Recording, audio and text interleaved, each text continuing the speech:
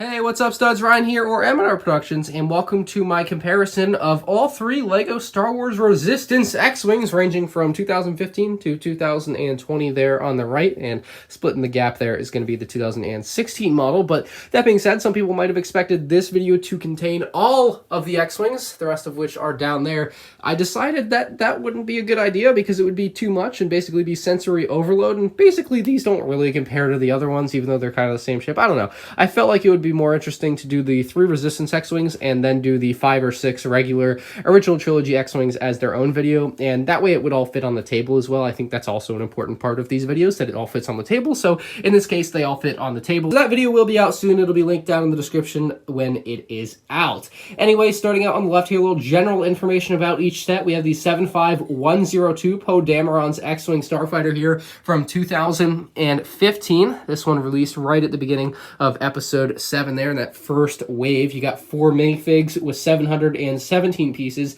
Its retail price in 2015 was $80. Adjusted for inflation, that's $87. In the middle here, from 2016, we have the Resistance X-Wing Starfighter, released not even 12 months after Poe's X-Wing Starfighter. So very interesting how close these sets came out to each other, and obviously how similar they are, barring their color scheme, that LEGO would release them so close to each other. But this set, like the 2015 version, included 4 minifigs, 740 pieces in this set, and it costs $80 as well when released. Of note, something that I just kind of noticed from these two sets, this set actually had a thicker box. The boxes, like shelf facing, were kind of the same size, but thickness wise, like depth, the Poe's one was like this thick and the Resistance one was like this thick. So it was kind of interesting to see that, even though they were same price, the boxes were a different size. I don't understand why that was a thing, but it was. But anyway, the adjusted for inflation price on this set is $86. And most recently, from episode 9 in 2020 here, we have Poe's X-Wing once again at $90 in the US. Obviously can't really adjust for inflation because it just came out, so there's no inflation to adjust for.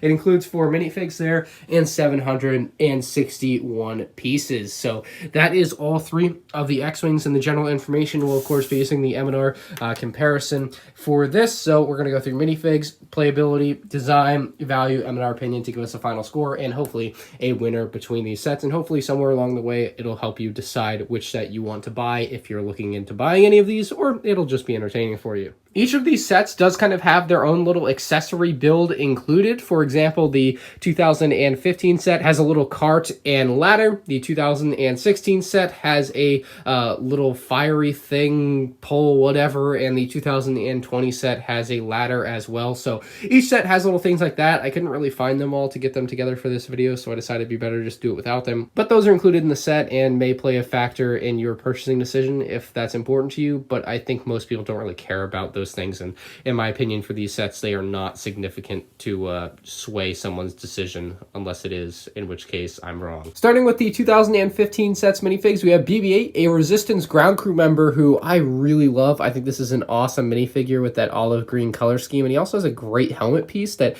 is unique to him, so really enjoying that. There's a Resistance pilot, and then there's of course also Poe Dameron as a Resistance pilot there, both looking great with those dual molded helmets there with the yellow shade on there. Looks really neat. Love those helmets from episode 7 that have carried into the rest of the prequel trilogy there. Looks just amazing, and I really like that black helmet for Poe Dameron. I think that's a really good color for him. That being said, in the 2016 set, Poe Dameron does come with a blue style helmet. However, I lost it. I just can't find it for this video, so I'll put a picture on screen, but don't have it. Also have BB-8. Poe Dameron basically dressed in street clothes there. Still based off episode 7 though, so you're just getting him in his alternative outfit there, wearing his jacket before he loses his jacket. And then also you have Lor San Tekka there, who is exclusive to the set. Great figure, only ever seen at the very beginning of episode 7 in the movies, so he is swiftly killed off, spoiler alert. And then a Flame Trooper who does come with a flame, but also lost that. Like the helmet, they're somewhere, but I don't know, I'll find the flames. But yeah, Flame Trooper at the time I think was exclusive to this set, so that was a really neat inclusion for this set to have. The Flame Trooper is an amazing looking figure, so great to see that in an $80 set. And then finally in 2020 here, we have R2-D2, we have a Knight of Ren, we have Jannah, and then we have Poe Dameron, who is very similar.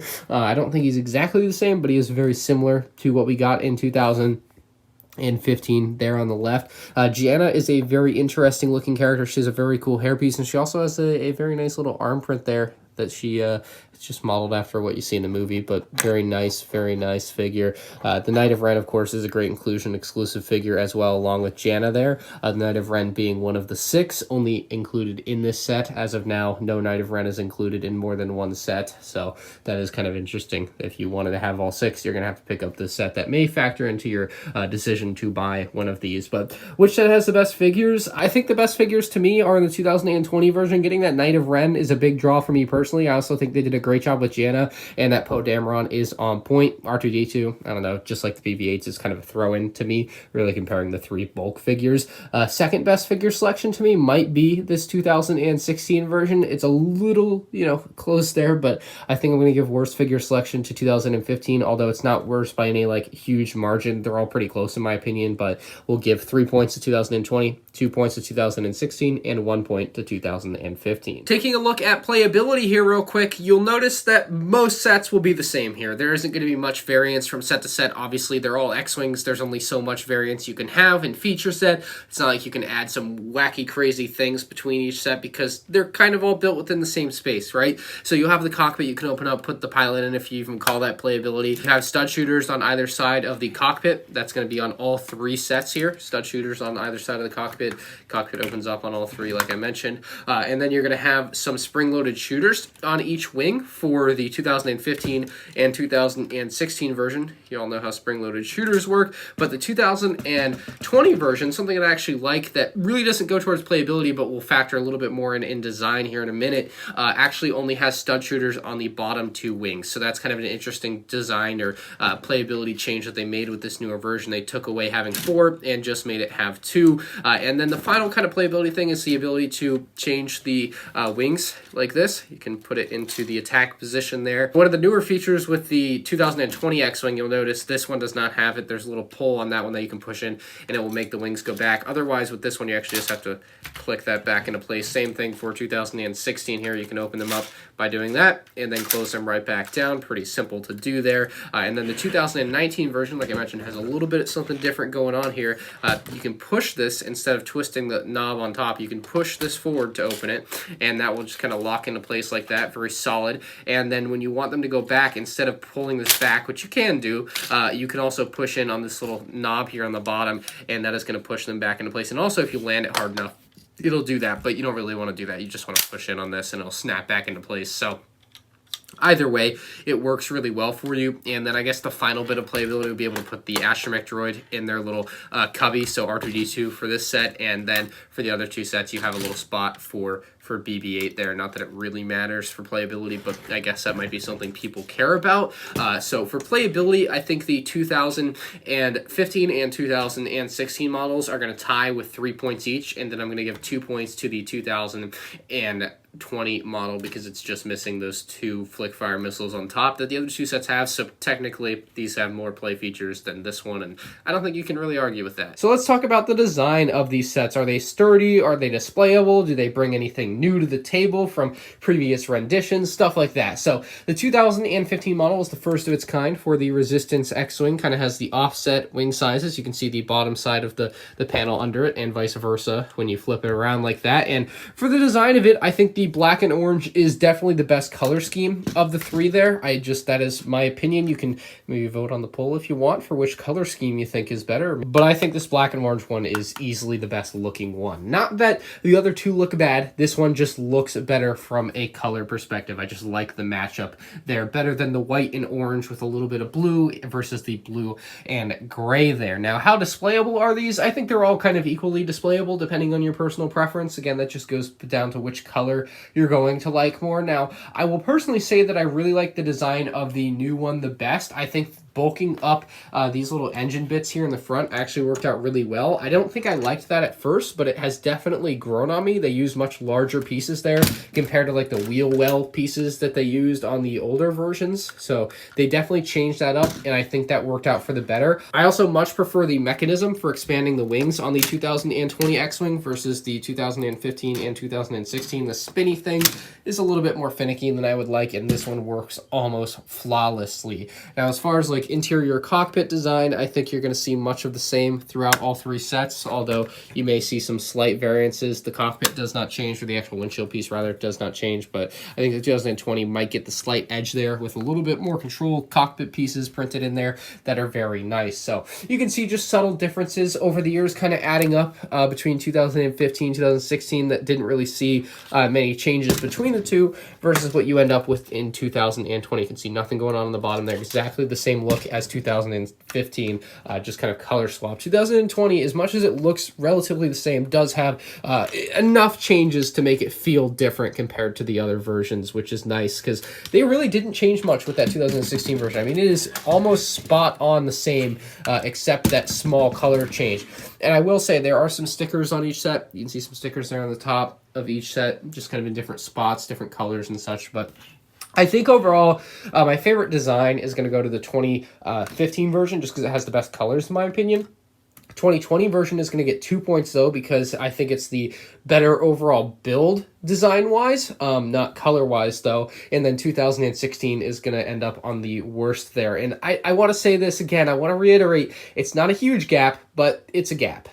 As far as value is concerned, if we look at the inflation calculated prices, we have $87, $86, and $90 in 2020 money. And I think it's pretty obvious that that's all about the same. You know, having $3 and $4 less isn't really a big deal between the three. And I think value is going to be the same on all fronts. I mean, each set does include its little additional build that I don't have here on the table. And maybe that adds a little something to you for one set over the other. Maybe having that scene for Lor Santeca and the Flame Trooper to burn down is nice, but I don't think it's something that's going to swing the table for me personally here as I determine which one has a better value. I think it's pretty obvious that they're all X-Wings. They all have about the same piece count. They all have the same number of minifigs, and it's really going to come down to personal preference, but the value that is presented to a consumer, to me, is about the same for all three sets with very, very little variance between the three, so I'll give 3 points to every set here. That brings us to the final category of M&R opinion, with the current scores being 10 for 2015, 9 for 2016,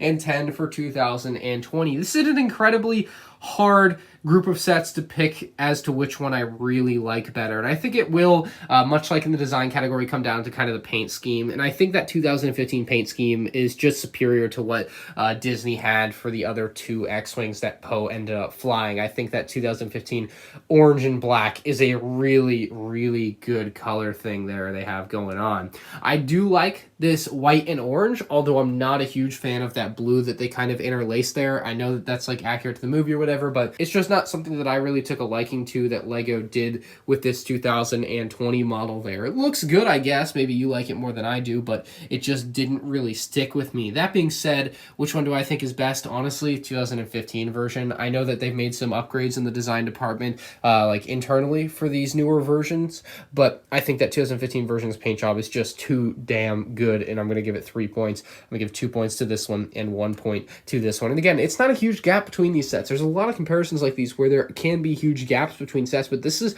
a case where Lego has released 3 very, very similar sets almost all in a row, like 2015, 2016, and then again 2020, a little farther apart, but still all within the same 5 years there is really close to release 3 sets that are all Poe's X-Wing.